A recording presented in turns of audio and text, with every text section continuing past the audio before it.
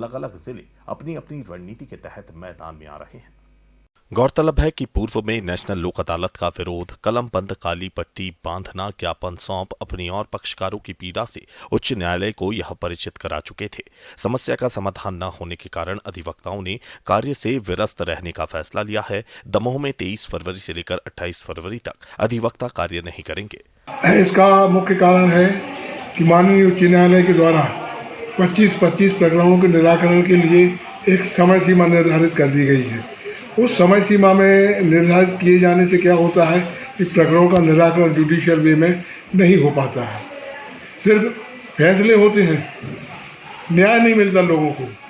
पक्षकारों को न्याय मिले, इसलिए हम लोग उस न्याय की लड़ाई, न्याय दिलाने के लिए ये लड़ाई लड़ रहे हैं।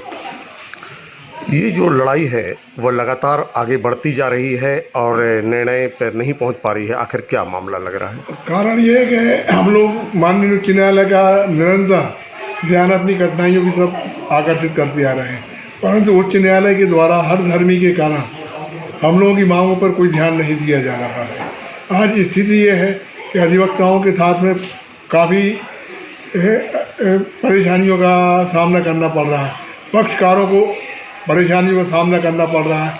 पक्षकार बीमार है तो उसको गवाही का मौका नहीं मिलेगा, समाप्त कर दिया जाएगा। पक्षकार नहीं आ पाया तो उसके खिलाफ फैसला कर दिया जाएगा।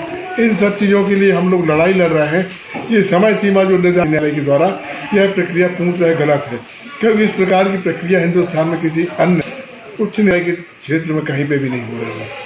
देखिए, ये जो माननीय उच्च न्यायालय द्वारा लिस्टेड प्रकरणों की सूची हम लोगों को बार बार और प्रदेश के समस्त अधिवक्ता संघों को बार बार भेजी जा रही है, इससे दमोह बार क्या पूरा प्रदेश के वकील, पक्षकार सभी लोग इससे इतने पीड़ित हो गए हैं कि अब पक्षकारों की खुद एक आवाज़ बनकर हम लोग आ रहे हैं। होता यह है कि 3 महीने में आपको एक सूची देना कि इन प्रकरणों को 3 महीने में आपको डिसाइड करना है।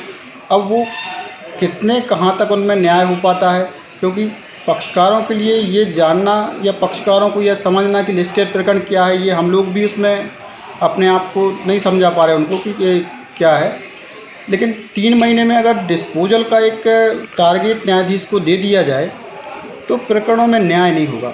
सिर्फ उसमें न्यायाधीश एक निर्णय या एक डिस्पोजल करेगा, इसमें पक्षकार भी पीड़ित रहेगा, अधिवक्ता भी पीड़ित रहेंगे और एक अधिवक्ता एक जगह पैरवी कर सकता है। लिस्टेड प्रकरणों में रेगुलर 3-3, 4-4 कोर्टों में एक साथ बुलाया जाता है, तो वकीलों को और पक्षकारों को दोनों को इसमें नुकसान हो रहा है। उनका कहना है कि न्याय नहीं मिल पा रहा है। पक्षकारों को न्याय की जगह हो रहे फैसले, जिसके कारण न्याय के प्रति लोगों में अब विश्वास उठने लगा है। असल में क्या है कि पिछले 1 वर्ष से माननीय उच्च न्यायालय द्वारा 25 प्रकरणों की सूची न्यायालय को दी जा रही है और एक टाइम लिमिट के अंदर उन प्रकरणों में निर्णय करने के लिए उनको कहा गया है। जो स्थिति ये बन गई है कि न्यायालय में एक समय में 2-2 जगह गवाही हो रही है। 7-7 बजे तक न्यायालय काम कर रहे हैं। अधिवक्ता यदि न्यायालय में नहीं जा रहे हैं तो उनके अवसर समाप्त कर दिए जा रहे हैं। न्यायालय भी दबाव में काम कर रहा है। पक्षकार भी दूर से आते हैं, उनके लिए साधन नहीं रहते। शाम को 6 बजे 7 बजे वो लोग न्यायालय से पेशी करके फ्री हो पाते हैं।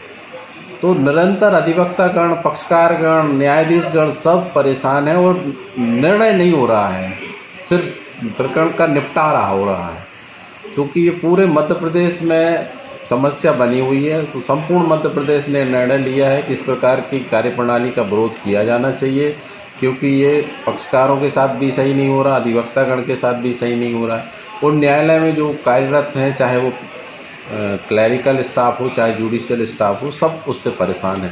और किसी भी प्रकरण को आप निश्चित परिसीमा में बांध के निर्णय करना उचित नहीं है, क्योंकि पक्षकार को अपना पक्ष रखने का अवसर नहीं मिलता है। वकीलों ने कहा कि जेलों में भी दबाव बढ़ रहा है और इस व्यवस्था को लेकर सभी परेशान हो रहे हैं। Bureau report, Digiana news.